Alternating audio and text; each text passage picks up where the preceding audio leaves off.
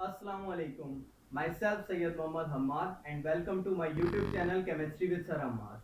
आज यहाँ पर आपको ब्रांचेस ऑफ केमिस्ट्री की एक्सप्लेनेशन मिलने वाली है। तो हम स्टार्ट कर रहे हैं फर्स्ट ब्रांच ऑफ केमिस्ट्री से, फिजिकल केमिस्ट्री।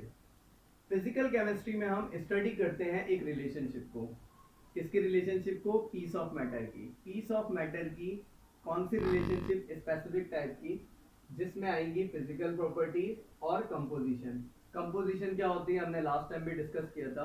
अगर कोई चीज बनी है तो वो किन किन चीजों से बनी है, क्या क्या इंग्रेडिएंट्स उसमें यूज हुए हैं, क्या उसकी कंपोजिशन है। इट्स मीन दैट के वाटर की अगर हम बात कर लें, जैसे कि मैंने यहाँ पर लिखा हुआ है H2O। वाटर किन किन चीजों से बनता है, कौन कौन से एलिमेंट से बनता है, तो आप इजीली बता सकते हैं कि सर यहाँ पर हाइड्रोजन और ऑक्सीजन जो है वो वाटर की कंपोजिशन है।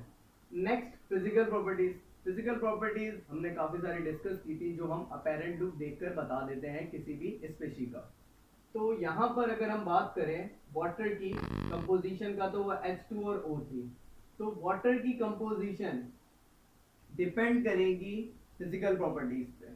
कैसे डिपेंड करेंगी? अब सपोज दैट हम बात करें मेल्टिंग पॉइंट की या बॉइलिंग पॉइंट की, तो बॉइलिंग पॉइंट या मेल्टिंग पॉइंट हर स्पीशी का डिफरेंट होता है। अगर मैं आपसे बात कर रहा हूँ कि प्लास्टिक किस डिग्री सेंटीग्रेड पर हो जाता है, आयरन किस डिग्री सेंटीग्रेड पर मेल्ट हो जाता है, तो आपके जहन में आ रही है बात है कि प्लास्टिक जल्दी मेल्ट हो जाता है, आयरन को मेल्ट होने में टाइम लगता है। इट्स मीन दैट कि वहां हमें ज्यादा टेम्परेचर देना पड़ता होगा। इट्स मीन दैट के सबका मेल्टिंग पॉइंट जो है वो डिफरेंट हो रहा है। तो इसीलिए मैंने आपसे कहा कि फिजिकल प्रॉपर्टीज जो है वो डिपेंड करती हैं कि कौन सी कंपोजिशन है, क्या चीज उसमें यूज की गई है। ठीक है, तो सिंपल सी फिजिकल केमिस्ट्री में आप स्टडी करते हो रिलेशनशिप की, किसके दरमियान? फिजिकल प्रॉपर्टीज के दरमियान और कंपोजिशन के दरमियान। सेकंड चीज यहां पर आती है structure of atom. What is atom? Atom is the smallest particle of matter. What is matter? Anything which occupy space and has mass is called matter. Last time भी हम मैटर डिस्कस कर चुके हैं। मैटर का कोई भी एक piece है बहुत छोटा वाला, तो उसको हम क्या कहेंगे? एटम कहेंगे। तो स्ट्रक्चर ऑफ एटम में सबसे पहले इसके सब एटॉमिक पार्टिकल आ जाते हैं। जैसे सपोज दैट आप कोई लॉन्ग क्वेश्चन याद करते हैं, लॉन्ग क्वेश्चन में क्या होता है? सब हेडिंग्स होती हैं। इट्स मीन दैट कि उस लॉन्ग क्वेश्चन को डिवाइड किया हुआ होता है सब हेडिंग्स में। इसी तरीके से एटम को भी डिवाइड किया हुआ है। किन चीजों में डिवाइड किया हुआ है? इसके सब एटॉमिक पार्टिकल आते हैं इलेक्ट्रॉन, प्रोटॉन और न्यूट्रॉन। ये तीन सब एटॉमिक पार्टिकल आते हैं एटम के। तो यहाँ पर अगर हम एटम के स्ट्रक्चर की बात करें, तो न्यूक्लियस होता है और एक्स्ट्रा न्यूक्लियर पार्ट होता है। ये दो चीजें जो है एटम में पाई जाती हैं। नेक्स्ट सो ऑन, इसको थोड़ा सा और एक्सपेंड करें तो न्यूक्लियस में क्या क्या चीजें मौजूद होती हैं। न्यूक्लियस में जैसे कि मैंने बताया कि एटम के तीन सब एटॉमिक पार्टिकल होते हैं। कौन कहाँ होता है, अब इस बारे में बात कर रहे हैं। तो न्यूक्लियस में प्रोटॉन और न्यूट्रॉन मिलते हैं। अदरवाइज एक्स्ट्रा न्यूक्लियर पार्ट जो यहाँ पर मौजूद है, एक्स्ट्रा न्यूक्लियर पार्ट का मतलब है कि यहाँ पर शेल्स होते हैं न्यूक्लियस में। तो इन शेल्स में जो है वो इलेक्ट्रॉन जो है वो रिवॉल्व कर रहा होता है। एक्स्ट्रा न्यूक्लियर पार्ट में जो शेल्स होते हैं, शेल्स में इलेक्ट्रॉन जो होते हैं वो रिवॉल्व कर रहे होते हैं। नेक्स्ट बात करते हैं कि चार्जेस की, कि किस पे कौन सा चार्ज होता है और इसको कैसे याद रखा जा सकता है इजीली। तो सबसे पहले आ जाता है न्यूक्लियस। न्यूक्लियस में आता है प्रोटॉन और न्यूट्रॉन। देखिए P4 प्रोटॉन है, P4 पॉजिटिव भी होता है। तो इट्स मीन दैट आपको याद रहेगा कि प्रोटॉन पर पॉजिटिव चार्ज होता है। नेक्स्ट बात कर लेते हैं न्यूट्रॉन की। न्यूट्रॉन की बात करें, N4 neutron, N4 neutral. Neutral means no charge.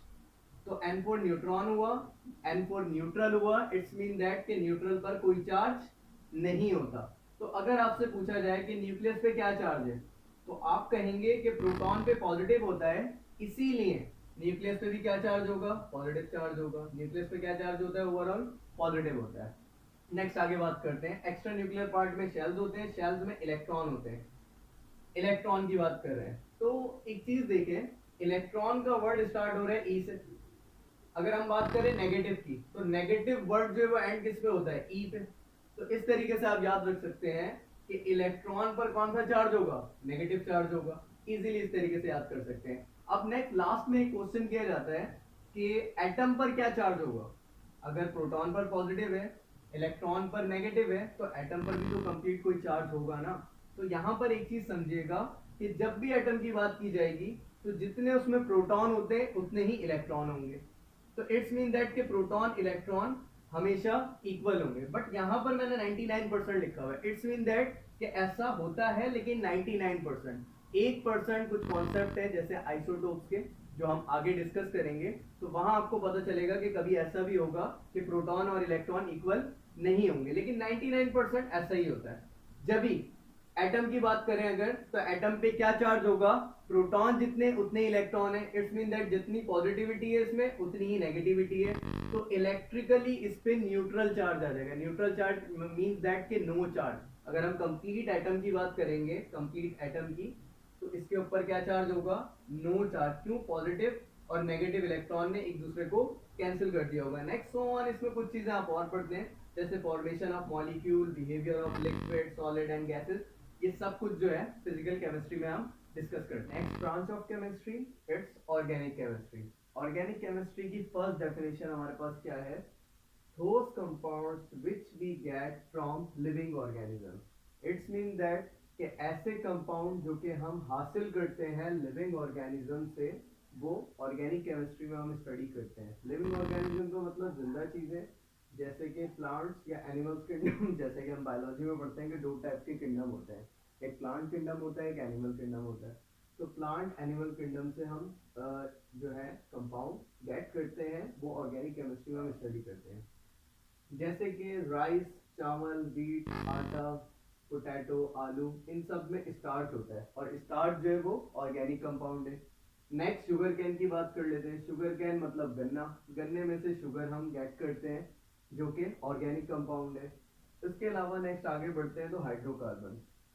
Hydrocarbon क्या है नाम से ही समझ आ रहा है, हाइड्रोजन और कार्बन, मतलब ऐसे कंपाउंड जिसमें हाइड्रोजन भी होगा और कार्बन भी मौजूद होगा। जैसे कि कार्बन टू कार्बन बॉन्ड बना हुआ है, ठीक है, H3, ये सिंगल बॉन्ड है।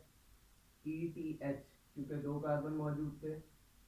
ANE, एन, क्योंकि सिंगल बॉन्ड यहाँ पर मौजूद था, ठीक है, एक इलेक्ट्रॉन शेयर हो रहा था, इसीलिए सिंगल बॉन्ड था। और इस कंपाउंड को क्या कह रहे हैं, इथेन, ठीक है, ये कार्बन कंपाउंड है। हाइड्रोकार्बन भी कह रहे हैं। हाइड्रोकार्बन क्यों कह रहे हैं, क्योंकि इसमें हाइड्रोजन भी मौजूद है और कार्बन भी मौजूद है। अदरवाइज फंक्शनल ग्रुप, हाइड्रोकार्बन में फंक्शनल ग्रुप होते हैं। फंक्शनल ग्रुप कौन से होंगे हमारे, single covalent bond, double covalent bond, triple covalent bond. Functional group basically ये अल्क ग्रुप कहलाता है, ALK, अल्क ग्रुप।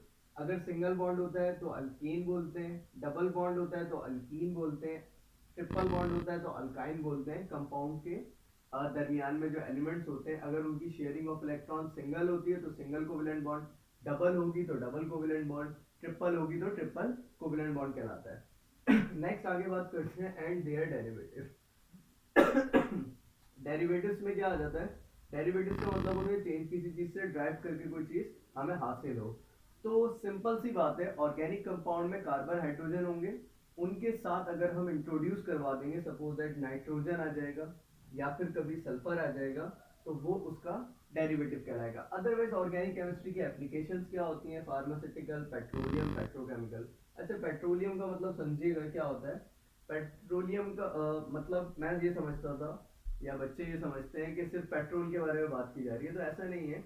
कि जो मिक्सचर ऑफ ऑयल बेसिकली हम जमीन से गेट करते हैं, जिसमें से रिफाइन करने के बाद पेट्रोल को अलग करते हैं, डीजल को अलग करते हैं, केरोसिन को अलग करते हैं, तो वो जब फ्लूइड फॉर्म में होता है, मतलब मिक्सचर वाली कंडीशन में होता है, तो पेट्रोलियम कहलाता है। खैर ये सब एप्लीकेशन है किसकी, organic chemistry. Next one is inorganic chemistry. Inorganic chemistry जो है ऑर्गेनिक केमिस्ट्री का अपोजिट है। those compounds which we get from non-living organism। Simple एक वर्ड का फर्क आया, non living organism, it's mean that कि जो जानदार चीजें नहीं होती उनसे जो हम कंपाउंड गेट करते हैं, जैसे लाइमस्टोन हो गया, ठीक है, वो हम गेट कर रहे हैं, वो क्या कहलाता है, मिनरल कहलाता है। इट्स मीन दैट के मिनरल्स, ठीक है, जो नॉन लिविंग थिंग जो चीजें होती हैं उनसे जो हम कंपाउंड गेट कर रहे होते हैं, वो इनऑर्गेनिक केमिस्ट्री में हम स्टडी करते हैं। Otherwise, in which we study about all the elements slash compounds except carbon, carbon compound। जैसे मैंने आपको स्टार्टिंग में कहा कि इनऑर्गेनिक केमिस्ट्री जो है अपोजिट है ऑर्गेनिक केमिस्ट्री का। इट्स मीन दैट कि ऑर्गेनिक केमिस्ट्री में हम किसको स्टडी करते हैं, कार्बन को और कार्बन कंपाउंड्स को। यहाँ पर हम क्या स्टडी करेंगे, तमाम एलिमेंट्स को, सिवाय कार्बन के और कार्बन कंपाउंड्स के, इनके अलावा तमाम एलिमेंट्स को डिस्कस करेंगे हम इनऑर्गेनिक केमिस्ट्री, बायोकेमिस्ट्री की। ये दो वर्ड का कॉम्बिनेशन है, एक बायो एक केमिस्ट्री का। तो bio means life, it's mean that कि इसमें हम स्टडी करेंगे लाइफ ऑफ केमिस्ट्री, ठीक है। तो next, reaction of substance inside the body of living organism, it's mean that के लिविंग ऑर्गेनिज्म के इनसाइड द बॉडी जो रिएक्शन चल रहे होते हैं, इनमें हम उसके बारे में बात करेंगे। तो नेक्स्ट वन, एक एग्जांपल है कार्बोहाइड्रेट की। कार्बोहाइड्रेट में एक सब्सटेंस ले लेते हैं जैसे कि ग्लूकोज, ठीक है। तो फाइन, ग्लूकोज लिया हमने। नॉर्मली क्वेश्चन है कि ग्लूकोज की ड्रिप लगती है या ग्लूकोज आप पानी में मिला के पीते हैं, क्यों पीते हैं, जबकि आपको एनर्जी चाहिए होती है। तो वो क्या रिएक्शन होता है उस बारे में हम पढ़ रहे हैं। तो अगर हम स्ट्रक्चर की बात करें कि ग्लूकोज का स्ट्रक्चर क्या होता है, तो आप कहेंगे C6H12O6, ये जो है स्ट्रक्चर है किसका, ग्लूकोज का स्ट्रक्चर है। नेक्स्ट वन, अगर कंपोजिशन की बात की जाएगी कि इसमें कौन कौन से एलिमेंट्स यूज हुए हैं, तो वो आप बता देंगे कार्बन, हाइड्रोजन और ऑक्सीजन जो है यूज हुआ होता है ग्लूकोज में।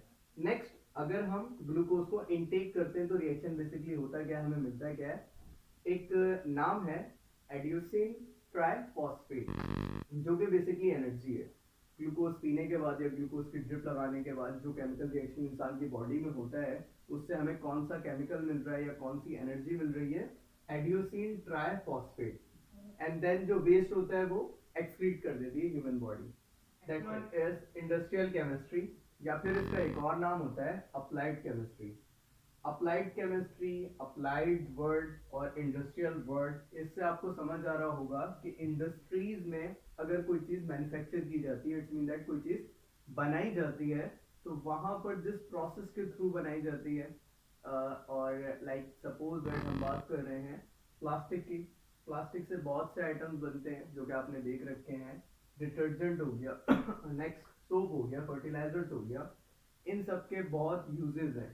केमिस्ट्री का हमारी लाइफ में बहुत रोल है, और इन सूरत में जैसे कि प्लास्टिक, डिटर्जेंट, सोप, फर्टिलाइजर्स, इनके बनाने के जो प्रोसेस होते हैं वो हम इंडस्ट्रियल केमिस्ट्री में डिस्कस करते हैं, अप्लाइड केमिस्ट्री में डिस्कस करते हैं कि इंडस्ट्रीज में किस तरीके से कौन सी चीज़ बनाई जा रही है, कौन सा रिएक्शन कहाँ किस तरीके से हो रहा है, कौन सा प्लांट यूज किया जा रहा है। अदरवाइज एक वर्ड है कमर्शियल स्केल। देखिए, दो टाइप की प्रिपरेशन आप पढ़ेंगे, एक होती है laboratory preparation, it's mean that के लैब में रिएक्शन करके थोड़ा अमाउंट बना लिया जाता है किसी भी कंपाउंड का, या जस्ट हम प्रॉपर्टीज जानना चाह रहे होते हैं, इसके क्या फायदे हो सकते हैं, क्या नुकसान हो सकते हैं। अदरवाइज अगर कोई चीज बड़े स्केल पे जा रही होती है, आप एक मेथड पढ़ेंगे जो होगा लेबोरेटरी मेथड, सेकेंड वन पढ़ेंगे industrial method. It's mean that के लेबोरेटरी में कोई चीज बनाने का तरीका कुछ और होता है और इंडस्ट्री में बनाने का कुछ और होता है क्योंकि इंडस्ट्री में हम कमर्शियल स्केल पे काम करते हैं, इट्स मीन दैट के बल्क क्वांटिटी में कोई चीज बनाते हैं, तो वहां पर बहुत सारी चीजें देखनी होती हैं कि अगर हम ये चीज बना रहे हैं तो इसमें प्रॉफिट है भी या नहीं है, या फिर हम जो लाइक रिएक्शन के लिए केमिकल यूज कर रहे हैं उनकी कॉस्ट भी ज्यादा पड़ रही है। तो बहुत सी चीजें देख कर काम किया जाता है कमर्शियल स्केल पे। बट लेबोरेटरी में अगर जस्ट रिएक्शन कर रहे होते हैं तो उसमें हम जानना चाह रहे होते हैं, एक्सपेरिमेंट्स करने की वजह ये होती है कि जानना चाहते हैं कि ये पॉसिबल है भी या नहीं है पॉसिबल है। नेक्स्ट वन, वाटर ट्रीटमेंट के लिए जैसे कि यूज किया जाता है क्लोरीन, क्लोरीन को यूज करते हैं वाटर ट्रीटमेंट के लिए। Next, using sulphuric acid, sulphuric acid इस्तेमाल किया जाता है और ज्यादा सल्फ्यूरिक एसिड बनाने के लिए। ये एक प्रोसेस है जो कि आप आगे जाके पढ़ेंगे, कॉन्टैक्ट प्रोसेस का नाम है, जिसको हम आगे जाके डिस्कस करेंगे।